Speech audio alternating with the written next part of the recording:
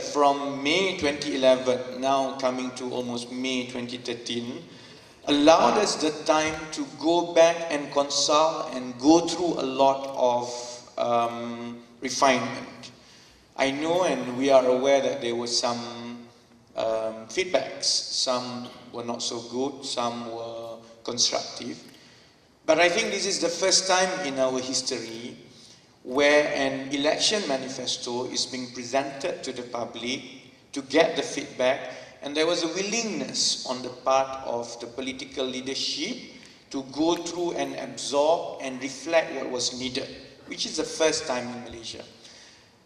In the process of doing the manifesto juga, kita semak semula manifesto BN.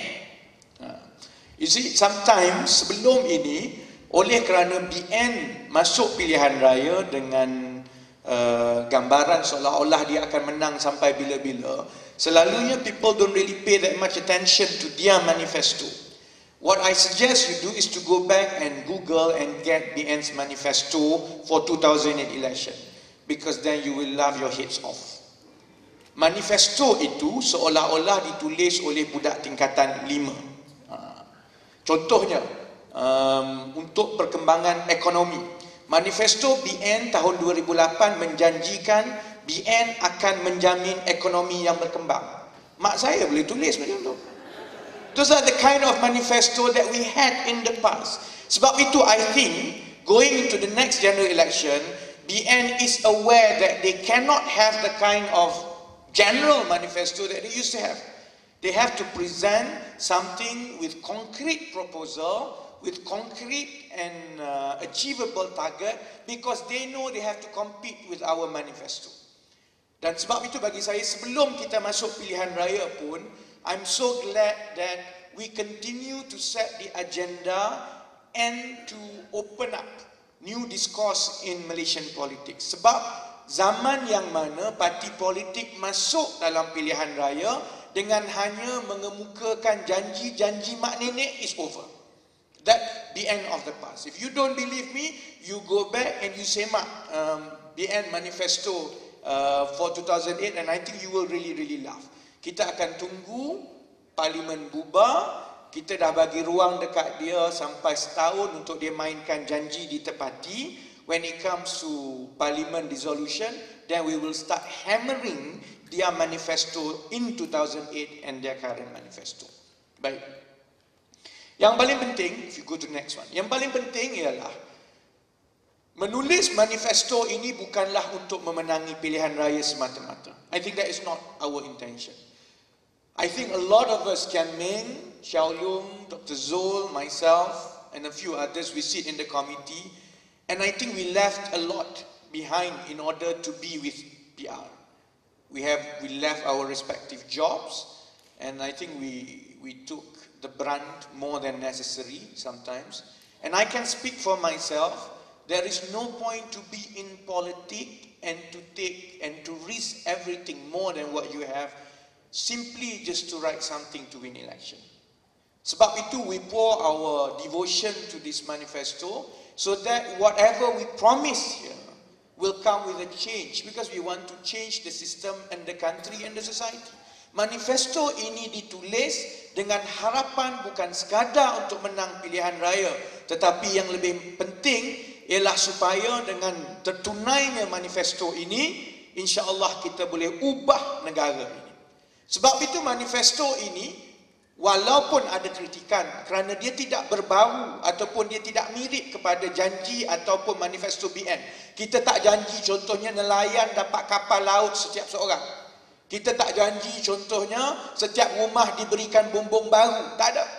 Kita lihat kepada perkara-perkara pokok yang perlu ditukar. Sebab itu manifesto ini tidak bercakap tentang soal kaum, soal kumpulan tertentu. Kita tumpukan kepada soalan-soalan struktur, because it is the structural change that we need in the country and the society if we are serious about reform. Sebab itu kita tumpukan kepada usaha untuk mengubah struktur ekonomi, dan pendekatan pembiayaannya itu juga kita ambil jalan yang begitu berbeza dengan Barisan Nasional. Saudara Kian Meng telah tunjukkan tadi, I think at least when you go back at the end of this forum, saya minta satu perkara saja. Only one objective that we hope to achieve. I think all this you will go through, you will understand, and you are very clever persons, you will make your judgment. But one hope that kita harap saudara-saudari dapat faham ialah when you go back, you will conclude Pakatan Rakyat can count, Barisan Nasional tak boleh kira. Itu je. Because that's why we want to concentrate on the mathematics and on the financing of the election manifesto. Kian Ming has shown just now, this figure of 45 billion is actually a doable figure. I will show after this how we arrive at the 45 billion and how we have done very careful financial and cash flow planning for it. What is important psychologically for the public is to understand that 45 billion is actually quite a mundane financial allocation by the end standard for the last few years. 44 billion is the over budget expenditure of BN in 2 years. That means that in 2 years, tiap-tiap tahun, dia belanja 22 billion extra. 22 billion. So, bila dia kata 45 billion ini bankrupt, when you put that side by side with their financial record, the fact that they have spent over budget every year, for the last 2 years, 44 billion, itu tak campur off balance sheet budget yang kita akan terangkan. Sebab itu dia umum untuk buat MRT 80 billion. Dia akan umum untuk buat kereta api laju daripada Kuala Lumpur ke Singapura paling kurang 15 billion. These are all off balance sheet. If you total up all this, saudara-saudari Malaysia ni dah lama bankrupt kalau ikut kira-kira UMNO Barisan Nasional. Saya nak terangkan malam ini yang paling penting, terutamanya bila angka-angka datang daripada UMNO Barisan Nasional. Bila Najib mula menceritakan kos untuk menyediakan pendidikan percuma. Semua yang nombor-nombor yang dibentangkan itu, contohnya untuk mengambil alih sistem lebuh raya utara selatan memerlukan 50 bilion, dia kata. Semua itu adalah angka yang jumlah cost, is a total cost that you have to spend.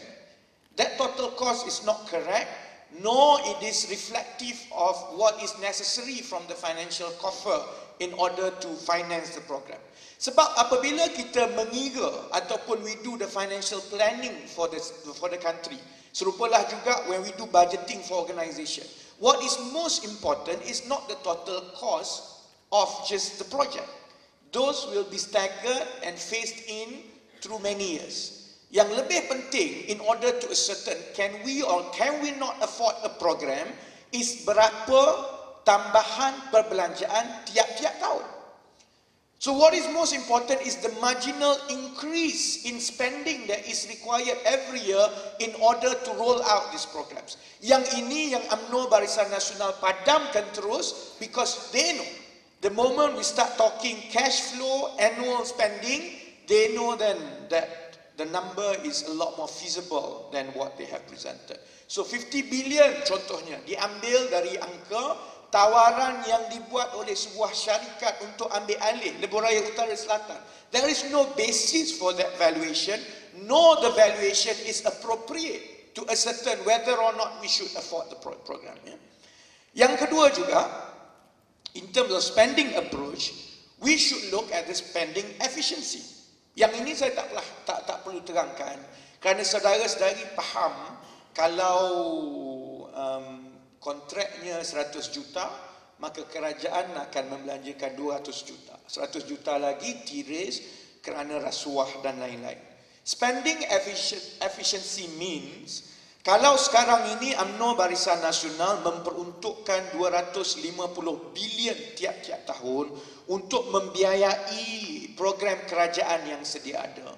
Dengan 250 bilion yang sama, kalau kerajaan itu tidak rasuah, kalau kerajaan itu pintar, kalau kerajaan itu tiada ketirisan, you could have achieved a lot more with that 250 billion. And we've shown this in Penang and we've shown this in Selangor.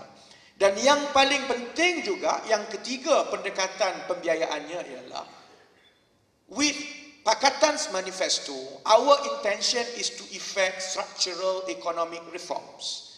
When you put in place structural economic reforms, this will allow the economy to grow at its potential rate. When the economy grows at its intended potential, therefore, the government will collect more revenue in the form of higher taxation. Economy grows, corporations and people make more money, more profits, the government can tax more. That is certainly a healthier way to grow revenue by growing the economy. So these are the three approaches that we had considered in coming up with the reforms in our manifesto. Jadi tiga sumber kewangan ni saya tahu, penjimatan, perbelanjaan, spending priority dan juga peningkatan. Baik. Yang saya nak tunjukkan ialah I need to convince to you tonight that every single program that we have put in place, we have gone through the rigorous financial calculation and simulation. You know, myself, Kian Ming, Chin Tong, will be Dr. Zul, we won't be on this stage if you are not confident of our numbers. Sebab there is every likelihood that Pakatan Rakyat will win. When Pakatan Rakyat wins in 2 or 3 months' time, suddenly all this program will have to be implemented. If we put an incorrect or unfeasible number, Kian Ming, myself, Dr. Zul, Chin Tong would have to pack up and leave the country because you guys will maul us to pieces. So we are quite confident of this number. We have gone through, and tonight I want to show you even to the most detail of the cash flow. Take the first one. Cash flow yang pertama ialah tentang anggaran kos hapuskan tol. The next slide. Okay, it's too small, tak apa. And so I have to run through. This is the process that we went through. Apabila kita hapuskan tol, you have to look at the cost and also the opportunity saving. I can, lepas ni kita letak di internet, you can scrutinize the number yourself. Take for example, untuk menghapuskan tol utara selatan. Sekarang ini Lebuh Raya Utara Selatan, pemiliknya adalah Khazanah dan juga KWSP. Assuming that we will guarantee the kind of return that KWSP and Khazanah has been receiving from Plus, we guarantee that. Katakanlah we take over, government takes over, and we guarantee that return. If they are getting 13% return every year on their investment, they will continue to get 13 return. So we have to spend, contohnya, in the first year, 2.9 billion ringgit untuk kita match the return to the shareholders, because when we take over. Kemudian you take into account that we will have to pay for the operational cost, gaji, jalan berlubang, buat pagar so that lembu tak boleh masuk Lebuh Raya, you know, all that things. Currently, Plus membelanjakan 850 juta setahun. That's their cost. Kita ambil bulat-bulat pun, put that cost in. Kemudian last year, kerajaan telah remortgage the whole assets of Plus for 30 billion ringgit. Why they remortgage, nobody knows. Kerana as far as we know, Plus has fully recovered in terms of investment. It's doing well. I don't see the reason why they have to remortgage in order to raise 30 billion. Dia nak buat apa 30 billion? It's a cash cow. Tapi tak apa. When we take over Plus, we have to assume this sukuk for 30 billion repayable in 27 years. So you kena bayar dividend yield dia. Yield dia is, I think, is about 5% if I'm not mistaken. So you kena set aside 1.5 billion to pay for coupon for the sukuk bond. We pay, tak apa. Although it's, to me, it's unjustified that we have to assume the loan sukuk yang BN dah ambil, tak apa, we pay. And then because you take over and Plus is no longer a private concern, you have to forfeit the tax, income tax. Dia bayar income tax lebih kurang 500 juta setahun. So yang itu you hilang. And then you have to set aside the bullet repayment of sukuk in 27 years, that 30 billion ringgit. You set aside 1.1 billion every year, so that bila they mature in 27 years time, you boleh bayar terus. So the whole cost, annual cost of taking over Plus, you campur semua tu, baru 6.9 billion ringgit. That is what we have to set aside to run Plus every year. Ini tanggung hutang semua ni, baru 6.9 billion ringgit. But at the same time, selain daripada kita jimatkan, selain daripada kita kena bayar semua itu, we will also save in terms of some other expenditure. Contohnya, tiap-tiap tahun sekarang ini kerajaan terpaksa membayar pampasan kepada PLAS kerana kita tak boleh naikkan tol. So you save that pampasan. In the first year 2013 that amounts to 800 million. Kemudian, because when you take over PLAS and you abolish toll, that means that you will pump 3 billion ringgit into the economy. Currently, the public and the government is paying 3 billion ringgit to PLAS in the form of toll collection. Duit ini PLAS dapat masuk poket dia, kemudian bagi sama geng UMNO. Now, because the public does not have to pay toll, and because businesses don't have to bear the toll expenditure, that 3 billion is going to stay in your pocket, which you will re-inject into the local economy. When the local economy expands, the rule of thumb is that for every 1 billion, every 100 ringgit growth in GDP, selalunya rule of thumb is that you will get a tax revenue between 15 to 20%.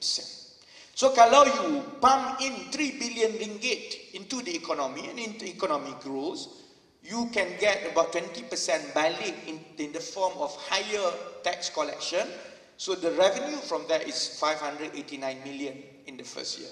Kemudian, if you consider that daripada 850 million cost that PLAS is operating now, there's a lot of wastages, kroning semua. Kalau kita jalankan penjimatan, kalau boleh jimat 5% pun, we will save 43 million. You campur penjimatan, every year that's 1.4 billion. You minus 6.9 billion cost pampasan, tolak saving 1.4 billion, the net cost that we have to bear every year to abolish toll daripada Perlis sampai ke Johor is 5.5 billion. It's only 5.5 billion. Then you have to ask the next question, boleh ke tidak 5.5 billion? Okay. So, the same principles, and PLAS is the largest one, the most complicated one. If to take over PLAS only costs 5.5 billion, obviously lebuh raya lain dalam Kuala Lumpur yang lebih kecil ni is actually cheaper. And selalunya if you compare the cost to take over to the net asset of PLAS, you will get, I think, about dia punya asset ratio is about 20%. I think. So if you use the same PLAS punya model, nisbah kos ambil alih bersih berasaskan nilai aset ini, kita boleh tentukan dan kita boleh guna pakai untuk konsesi lain. So if you look at LDP mungkin, LDP punya asset base mungkin 4-5 billion. Kalau asset base PLAS is about 30 billion and it costs cash flow 5 billion to take over. Therefore, for a concession dekat Kuala Lumpur yang 3 or 4 billion, you apply the same asset ratio for cost to take over. Sebab itu, setiap satu itu, you can actually take over in the tune between 800 million, 1.2 billion every year. Sebab itu kita kata, kalau cost PLAS setiap tahun is about 5 billion, you can allocate 1 billion every year to gradually and in phases take over semua lebuh raya yang lain in stages. That's why we put in our budget estimation, kos pengambilan PLAS is only 6 billion dan pengambilan lebuh raya lain yang lebih kecil dianggarkan lebih kurang 1 billion setahun. Simple. BN sampai hari ini cannot contend or contest with this number because they know they can't. So they keep repeating the false number over and over again that it will cost 50 billion to take over PLAS, which I think if you go through, kalau lah ni ada kat depan kita orang ni Menteri Kewangan Datuk Seri Najib, if we go through this number, I bet you dia kalah. Sebab itu dia tak berani debat. Because he knows when we go for debate, this is precisely the number that we will show and we will convince the public and the public will be convinced. Dia akan tetap main, oh tapi we have to set aside 50 billion. Siapa nak percaya? Okay? Alright, if we go through every single one, take the next one, anggaran kos bonus warga emas, very quickly. Jumlah warga emas di atas 60 tahun ke atas. Bagi tahun 2013, jumlah orangnya ialah 2.917 juta. Kalau kita bagi RM1,000 tiap-tiap tahun, this will come to 2.9 billion. Take the next one, royalty. If you calculate the royalty based on the highest crude oil price in 2008, at 5%, the government spent 4.8 billion. In 2008, when the crude price shot up. Jadi kalau kita nak bagi royalty 20% tambahan, jangan cakap tentang the overall cost. You must talk about the additional cost that we have to pay. Because the 5% royalty itu is compulsory on production sharing contract. 5% yang dia bayar sekarang ini tak masuk dalam perbendaharaan pun. It doesn't even go through treasury. Every time an oil company sign a production sharing contract, the moment they lift up 1 barrel of crude oil, automatically 5% is paid, set aside straight away for royalty untuk state. Another 5% untuk federal. So when we talk about 20% royalty to states, you should be looking at the marginal 15% yang perlu kita peruntukkan untuk cukupkan 20%. So if at the highest price, 4.8 billion for 5%, for us to increase it to 20%, that means that additional cost at the most 14.4 billion per year from our calculation for these 4 or 5 states. Kalau ikut BN contend juga with our numbers. Officially they say cost untuk menaikkan royalty ke 20% adalah 12.5%. Take the next one, the more popular one, pendidikan percuma. Ambil yang pertama. Tambahan peruntukan untuk menampung 10% kos di IPTA supaya kita membatalkan terus yuran. Tak payah bayar yuran langsung di IPTA. Kalau ikut UMNO, and I know the number that they have been using to brief their own ministers, this will cost 10 billion ringgit untuk menghapuskan yuran, untuk menjadikan pendidikan di IPTA percuma. 10 billion ringgit. Completely ridiculous number, tak masuk akal. There are 2 ways to prove number itu 10 billion tak masuk akal. You wait for it, next week bila Najib mula bidas, dia akan gunakan angka 10%. I nak melencong sikit soal Najib nak bidas. I think if you think about it, the job of a prime minister is to present the government programs and policies to the public. Sebab dia yang ada jentera kerajaan. Jentera boleh kira semua government machinery. The Prime Minister presents to the public. The job of the leader of opposition is to scrutinize and rebut and point out what is right or wrong. When it comes to manifesto rakyat, when it comes to this general election, Najib dah tukar jawatan. Kita yang lancar dulu, Datuk Seri Najib kata, give him 1 week untuk dia study, dia nak rebut and dia nak bagi respons. Itu kerja ketua pembangkang. That means that Najib in preparation for the next general election is warming up the seat. Dia tengah praktis sekarang ni. Macam mana nak jadi ketua pembangkang. That's why I was so happy bila dia kata he will rebut. Dia cakap, okay lah, at least you're getting used to it. But take the first one. Najib will quote 10 billion over and over again. There are 2 ways to prove that the number is not right. Kerana it will cost about 600 million, at most I think is 1 billion, depending on how you look at it. Pertama, bila you refer balik kepada peruntukan tahun 2012 untuk IPTA. Peruntukan tahun 2012 adalah 7.5 bilion untuk membiayai 21 IPTA di Malaysia. This 7.5 billion amounts to 90% of the expenditure.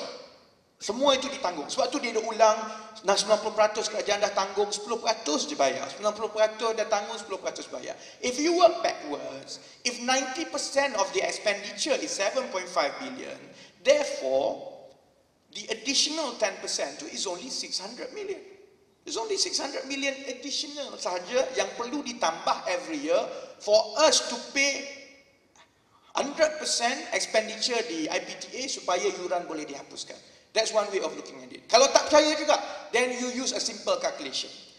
Pelajar di seluruh IPTA ada lebih kurang 300,000 orang, between 300 to 350,000.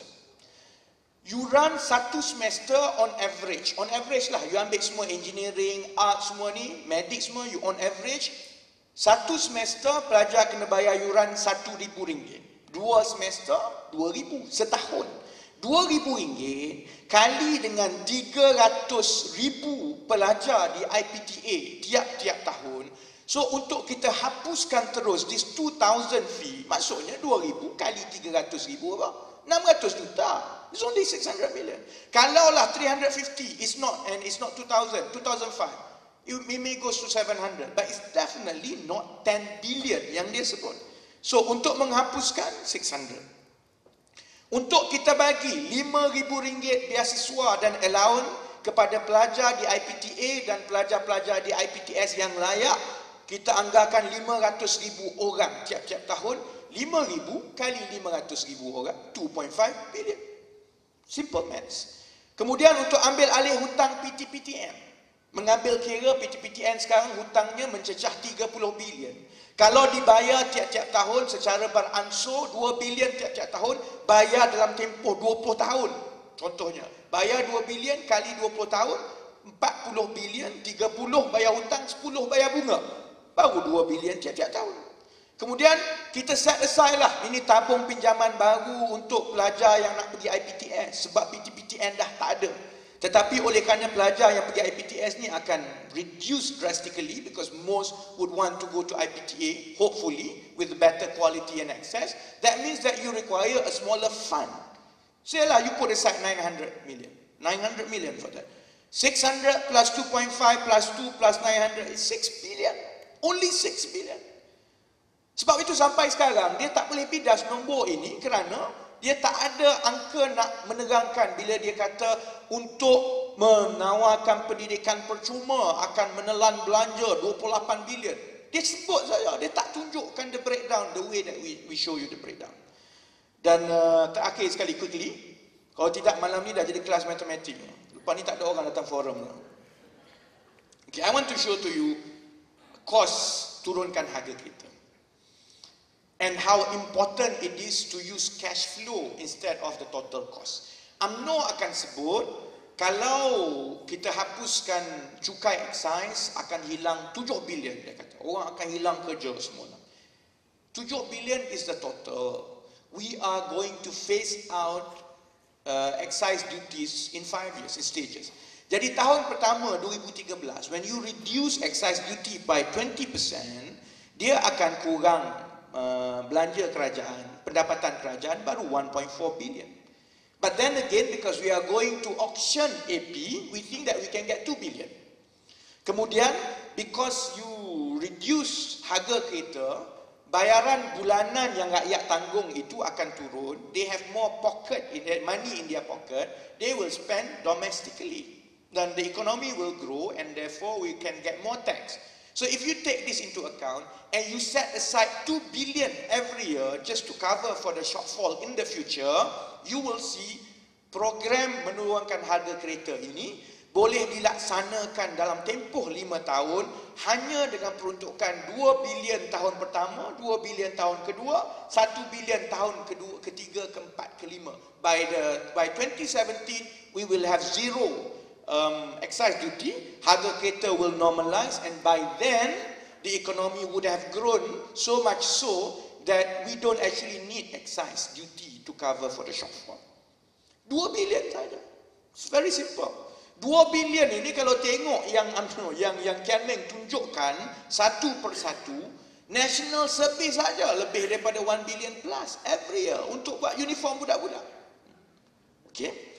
And okay, so very quickly, kalau kita campur semua ni lah, and we have gone through every document that we have done satu persatu, if you add up everything, pengambil alihan tol, suntikan perbadanan perumahan negara, 5 bilion tiap-tiap tahun untuk kita buat rumah mampu bilik, kalau kita caruman wanita nasional, tabung 2 bilion untuk kita bantu syarikat melaksanakan gaji minima, you do all this, jumlahnya adalah 45.75 billion. The next page.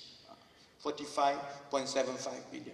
Sebab itu this number 45.75 billion is extremely important sebab angka inilah yang kita perlu gunakan untuk bandingkan mampu atau tidak, boleh atau tidak, bankrupt atau tidak, saudara-saudari. Dan macam mana kita nak membayar 45.75 billion ini? Go to the next slide. Ambil yang pertama lah, penjimatan. Yang ini UMNO tak percaya ni. Tapi tak apa, kita tunjuk penjimatan. You see, national budget every year, tahun lepas 250 billion. Daripada 250 billion itu, lebih kurang 50 billion plus adalah gaji. I think about 51 billion. So the total expenditure, which is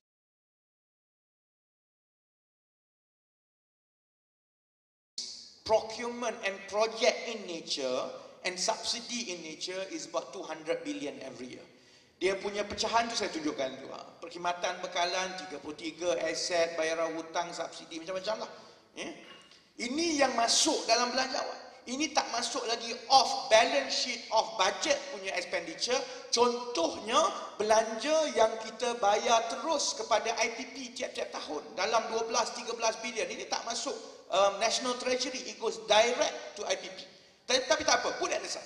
If you take all these, campur pula dengan anggaran, the procurement cost and expenditure that is incurred by all the GLCs within government's control. That includes Petronas, that includes Saimdabi, that includes TNB, and all the companies under Khazanah. The reason being is, syarikat-syarikat GLC ini jugalah yang paling terdedah kepada ketirisan.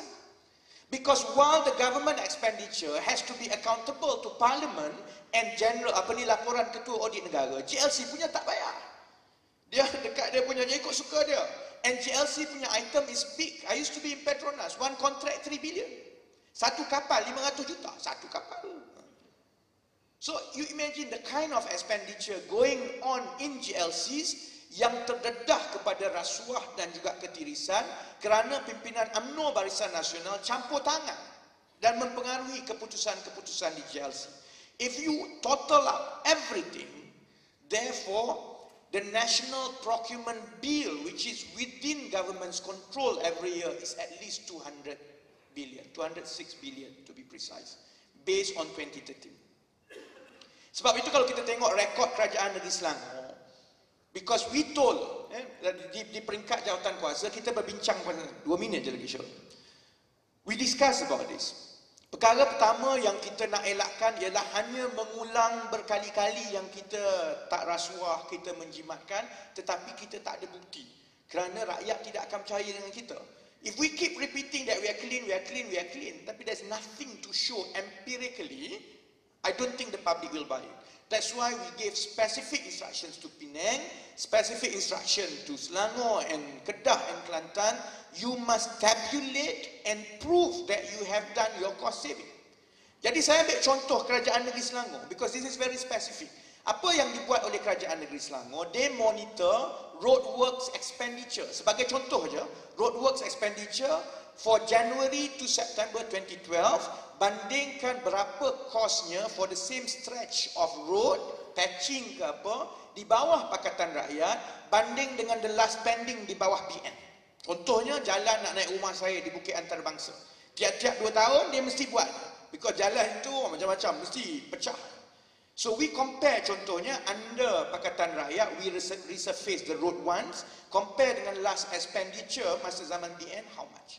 And when you total up everything, project by project, like for like, untuk tempoh 9 bulan pertama 2012, we save 24% on road works compared to apa yang BN belanjakan dulu. Jalan sama. Dia tak adalah di bawah Pakatan Rakyat ni jalan kita tukar daripada simen kepada plastik, tak ada. No shock, tak ada. No cut corners punya, betul, sama. Semua pakai bitumen. Tetapi because there was no corruption and open tender, there was a 24% saving which is auditable. Ini boleh audit. Which is 104 million saving in just 9 months only on roadworks. If you take that as an empirical proof that a 24% saving is achievable on government procurement, maka you apply that to the 206 billion ringgit, which is national procurement bill within government's control every year, we can easily achieve 49.5 billion. That's doable. I'm confident that's doable, saudara-saudari. Dengan syarat tak ada handbag, dengan syarat tak ada cincin, that should be fine. And the rest, of course, the rest perkara yang saudara-saudari pun dah tahu, because I wanted to concentrate on the number and pass to Dr. Zul after this. The rest is contohnya spending priority. It is much better to spend money on schools, on economic empowerment, directly on the public, daripada kita buat projek yang besar-besar, orang tak duduk, daripada kita memperuntukkan sampai 16 bilion untuk Perdana Menteri belanja. So when we take over, we will prioritize spending. We will make sure that it goes directly to what is necessary. Mungkin kita tak perlukan contohnya kapal perang yang macam ini atau macam itu. We maybe need defense expenditure, but we have to revise exactly how. Jadi kita akan susun priority, dan yang paling penting yang saya sebut tadi juga ialah apabila kita buat all the structural reform yang saudara-saudari pun dah tahu, untuk hapuskan monopoli, untuk kita buka persaingan dan lain-lain, paling kurang we think that we can get the economy should grow at 7% every year. Currently our economy grows in between 4.5 to 5.5%. The best so far is 5.2% annually. At the stage that Malaysia is, at least we should be hitting 7%, 6.5 to 7%. Because we are still developing actually, kita tak plateau lagi, and we have not reached a mature, developed economy. We should be achieving 6.5 to 7%, especially given the natural resources and everything that we have. Jadi there is a gap of about 1 to 1.5% growth that is missing every year. Kalau we achieve 7% every year, that means that there will be an additional 20 billion in economic pie generated every year. If you use the simple rule of thumb that this 20 billion ini, 20% will go back and can be taxed and becomes revenue, then you are looking at least 4 billion income every year to the government. Jadi daripada penjimatan, daripada spending priority, daripada new growth ini, I think it's doable to pay for the 45 billion that we need annually for this project. Shouldn't be a problem at all.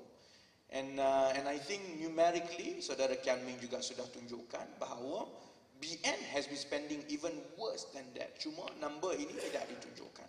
Jadi saya ucapkan terima kasih. I'm sorry that it's very numerical, but it's important to convince you mathematically that it's doable. Kalau ada soalan-soalan lain, we will take after the Q&A, and Dr. Zul most probably will spend more time on the structure and the philosophy of the reform approach. Thank you very much.